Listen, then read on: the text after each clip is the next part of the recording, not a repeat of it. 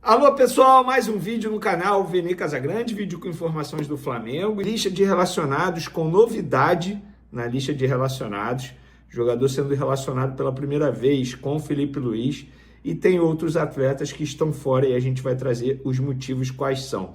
E Carrascal, Vene, pois é, tá tendo uma guerra de narrativa aí entre Flamengo, Atlético Mineiro e até mesmo Dínamo. O documento chegou e até o momento o Flamengo não anunciou a contratação de maneira oficial do meia colombiano Carrascal, que segue treinando lá no Ninho do Urubu. Isso tudo e muito mais no vídeo de agora, mas antes gostaria de pedir para você se inscrever no canal, soltar o dedo no like, ativar a notificação e também compartilhar esse vídeo com os amigos, com as amigas, e assim geral vai ficar conhecendo o canal Vene Casagrande e todo mundo vai ficar sabendo de tudo que acontece no Flamengo. Vamos para as informações. É o seguinte, galera, a Procuradoria do STJD denunciou na noite de ontem, sexta-feira, ali bem noite mesmo. Eu, por exemplo, já estava deitado, só fui ver a notícia hoje pela manhã, sábado pela manhã, que o STJD divulgou de maneira oficial, denunciando o atacante Bruno Henrique por manipulação envolvendo apostas esportivas, ainda naquele caso, aquele jogo contra o Santos. O jogador agora irá a julgamento por supostamente ter forçado um cartão amarelo e beneficiado apostadores em 2023, galera, em um jogo contra o Santos no Mané Garrincha.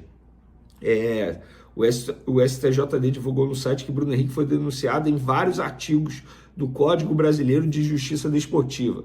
Artigo 243, artigo 243, hífen A, parágrafo único, artigo 184 e artigo 191, além do artigo 65, 2, 3 e 5 do Regulamento Geral de Competições da CBF de 2023. As penas acumuladas vão de suspensão de 360 dias até 720 dias e também suspensão de 12 a 24 partidas e 3 multas de 100 a 100 mil reais. Gente, é muita denúncia isso aqui. Agora é a ver o que vai acontecer. É aguardar para ver quando que vai ser o julgamento, mas ele já foi denunciado pelo STJD. Vou te falar, gente, vou ser bem sincero, acho até que demorou para isso aqui acontecer, tá? Ainda mais levando em consideração um jogador do Flamengo e um jogador do status do Bruno Henrique, que tem muito holofote, que todo mundo está falando, o mundo inteiro está repercutindo esse tipo de situação envolvendo o Bruno Henrique. Mas torcer, tal como eu torci para o Paquetá, que a justiça fosse feita, que ele não tivesse realmente nada, nenhum envolvimento, eu vou torcer também para o Bruno Henrique, porque além de ser um ídolo do Flamengo, é um cara que particularmente, assim, eu acho que todo mundo torce por ele, é um cara, dá para ver que tem um coração bom, mas a justiça precisa ser feita. E lembrando, gente, ele continua jogando normalmente, ele continua jogando, até que se prove o contrário, ele é inocente. Então, acho que está certo o Flamengo em mantê-lo aí à disposição, inclusive deve ser titular, até porque o Pedro não vai jogar, né? O Pedro está suspenso, Pedro e o Wallace estão suspensos. Já vamos entrar então no próximo assunto, que é a lista de relacionados do Flamengo. Tem novidade, tanto novidade boa quanto novidade ruim. Relacionados, vamos lá. Alexandro, Alan, Ayrton Lucas, Bruno Henrique, Cleiton de Arrascaeta, Diogo Alves, Emerson Royal, Everton Araújo, Varela, João Vitor, Jorginho, Juninho, Léo Ortiz, Léo Nanete, Léo Pereira, Matheus Gonçalves, Plata, Rossi, Samuel Lino, Saul, Vitor Hugo de volta e Vinha. Aí a novidade boa, Vitor Hugo. Cara, eu torço muito para que o Vitor Hugo consiga dar a volta por cima e se firmar nesse time do Flamengo. Desde o primeiro momento, Felipe Luiz não gostaria de utilizá-lo, tanto é que ele seria negociado ao Famalicão. Mas aí o Flamengo voltou atrás após a repercussão negativa por conta do modelo do negócio e desde então não apareceu mais nada, nenhuma proposta. Então, diante de muitos desfalques, o Vitor Hugo foi relacionado, convocado pelo técnico Felipe Luiz, até porque ele vem treinando normalmente, tem condição de jogo, retornou de empréstimo, está bem fisicamente, não é um jogador que se machuca muito, isso precisa ser dito. Eu vou torcer muito para que ele dê a volta por cima com a camisa do Flamengo. Ausências, eu vou ler aqui exatamente o que o Flamengo divulgou. Luiz Araújo está fora da relação por controle de carga e Matheus Cunha, o goleiro que já assinou pré-contrato com o Cruzeiro, está fora em função de uma tendinite patelar no joelho esquerdo. Agora, Outros 2 jogadores que também estão fora e não entraram no comunicado oficial do Flamengo, Michael e Everton Cebolinha. Esses 2 jogadores a gente trouxe nas nossas redes sociais, que eles não seriam relacionados. E, segundo eu apurei, e eu vou ler exatamente como eu botei aqui, porque foi o que eu apurei, Cebolinha está fora do jogo do Flamengo contra o Ceará, que vai dar continuidade ao trabalho de recuperação da tendinite que ele está sofrendo aí. E Michael também seguirá como desfalque. Michael não é relacionado pelo Flamengo desde o dia 12 de julho. O Cebolinha desde o dia 27 de julho. São 2 jogadores que atuam numa posição que o Flamengo fez uma baita contratação, que é o Samuel Lino, e 2 jogadores que fisicamente eles não conseguem entregar mais. Tanto é que estão aí, sendo desfalques e não tem lesão. Isso que chama mais atenção. Mas, enfim, eu acho que o Flamengo vai ter muita dificuldade de negociar esses 2 jogadores, sobretudo o Everton Cebolinha, que tem contrato curto com o Flamengo até o meio de 2026. Não faz o menor sentido uma equipe do exterior chegar aqui e contratar o Everton Cebolinha por uma cifra alta, sendo que daqui a 4 meses pode assinar um pré-contrato com ele e tê-lo de graça. Então, não faz o menor sentido. Muita dificuldade o Flamengo vai ter para conseguir interessados nesse atleta. O Michael tem um contrato longo e vira e mexe tem um clube do mundo árabe interessado nele. Então, a ver o que vai acontecer. Para finalizar nosso vídeo, galera, a guerra de narrativa envolvendo Jorge Carrascal. O jogador já está no Rio de Janeiro, treinando no Ninho do Urubu. Normalmente, o Flamengo não divulgou nas redes sociais a contratação, ou seja, não oficializou a contratação por conta de detalhes burocráticos que envolvem detalhes burocráticos que envolvem o departamento jurídico. Por quê? O jurídico ainda não deu ok para isso acontecer. Por que não deu ok?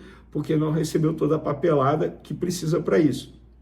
O documento do Dínamo chegou, só que no Flamengo alegam que ainda tem uma pendência entre Atlético Mineiro e Dínamo, porque a operação envolveu os 3 clubes, Dínamo, Flamengo, Atlético Mineiro.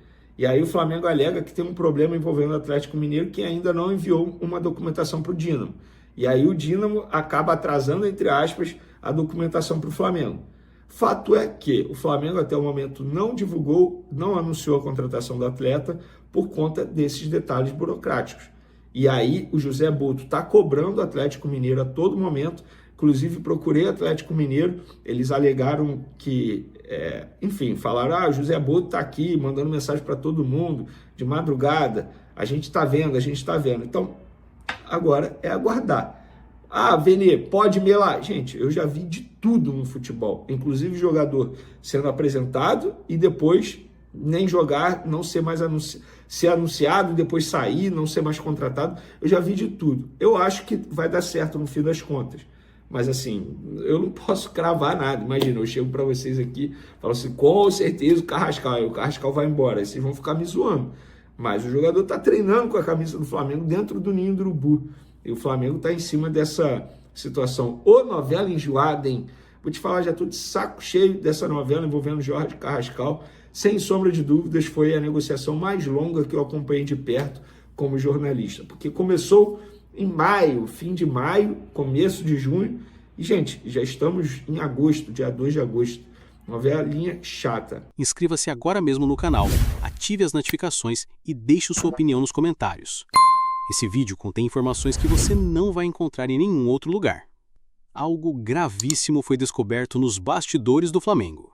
E o que parecia apenas mais uma movimentação comum de mercado, pode, na verdade, esconder um dos episódios mais tensos e complexos da era Felipe Luiz no comando do rubro-negro. Um nome internacional foi jogado dentro da Gávea e por muito pouco não causou um colapso nos bastidores. Estamos falando de Giovanni Lo Celso. Mas essa história, meu amigo, está longe de ser apenas um oferecimento de jogador. O que está por trás da recusa do Flamengo tem uma explicação muito mais profunda, estratégica e até mesmo assustadora. Sim, Lo Celso foi oferecido ao Flamengo. Isso foi amplamente divulgado. Mas o que ninguém está falando, e nós vamos revelar agora, é porque de fato a diretoria do Mengão decidiu fechar as portas para um meia do calibre do argentino, mesmo com o valor de mercado acessível e com total aprovação técnica. E prepare-se, porque essa recusa envolve conflitos internos, decisões de bastidores e até uma possível ruptura silenciosa entre setores da diretoria e a comissão técnica.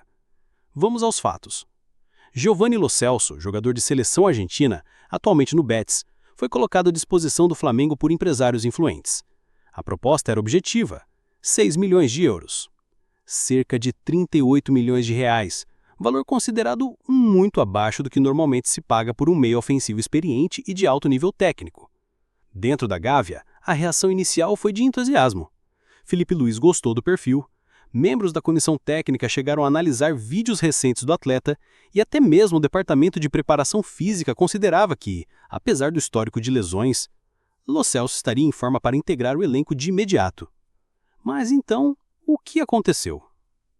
A resposta, segundo fontes ouvidas com exclusividade por nossa equipe, envolve 3 camadas. A primeira, estratégica. A segunda, política. E a terceira, absolutamente polêmica. Na camada estratégica, o Flamengo está obcecado por uma única missão: o ataque. A ordem interna é clara. Todas as energias estão concentradas na contratação de um novo centroavante, possivelmente estrangeiro, e de impacto imediato. A chegada de Lo Celso poderia desequilibrar financeiramente essa operação maior que até o momento está sendo conduzida em sigilo absoluto. Mas esse é apenas o pano de fundo. A segunda camada é política. Dentro do Flamengo, há um clima tenso e silencioso entre os que defendem a velha política de contratações pontuais e os que desejam uma revolução total no elenco. A recusa de Lo Celso foi, segundo fontes, uma resposta interna a uma imposição de empresários que vem tentando empurrar jogadores ao clube por interesses próprios. Um conselheiro do clube teria dito em reunião reservada: "Se aceitamos Lo Celso agora, vamos abrir a porta para outros 5 nomes que já estão na lista deles. E aí não somos mais o Flamengo, somos um balcão de favores." Mas a terceira camada é a mais surpreendente e a mais tensa. Segundo uma fonte que pediu sigilo absoluto, houve um veto direto vindo de dentro do vestiário. Um dos líderes do elenco, cujo nome ainda está sendo mantido sob sigilo, teria alertado a comissão sobre o efeito colateral da chegada de Lo Celso, a perda de espaço de Jorge Carrascal e até mesmo de Arrascaeta. Esse jogador, influente, teria dito textualmente: "A entrada de Lo Celso vai bagunçar o que estamos construindo. A hierarquia vai ruir." Esse aviso caiu como uma bomba dentro do departamento de futebol. E, diante do risco de gerar ciúmes, divisão e quebra de confiança, a diretoria optou por abortar a operação silenciosamente. Mas não parou por aí. Nas últimas horas, o Flamengo empatou com o Ceará no Brasileirão, perdendo uma chance clara de se distanciar do Cruzeiro na liderança. Rossi falhou, o time desorganizou-se e Filipe Luís, visivelmente irritado, soltou nas internas que não adianta ter nome se não tem foco. O recado, segundo fontes, foi direto ao grupo que tem pressionado por reforços de grife ao invés de reforços que encaixam no coletivo. E adivinha, Lo Celso foi mencionado como exemplo de reforço de nome que pode prejudicar a química do elenco. Enquanto isso, Filipe Luís não recua. Ele sabe que está diante da partida mais importante da temporada, a volta da Copa do Brasil contra o Atlético MM. Na ida, o Mengão perdeu por 1-0. Agora precisa vencer, e vencer bem para avançar às quartas e manter viva a chance de um título essencial em 2025.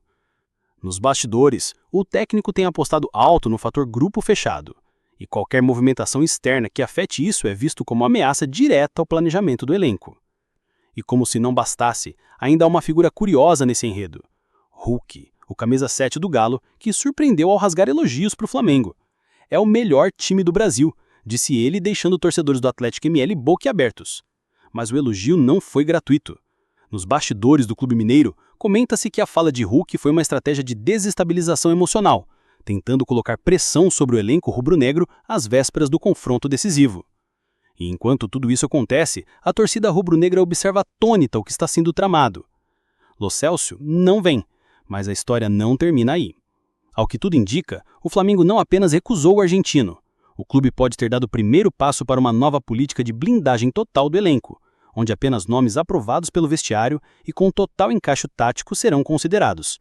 A ordem é clara: chega de reforços aleatórios. O Flamengo quer nomes que entrem para resolver sem balançar o vestiário.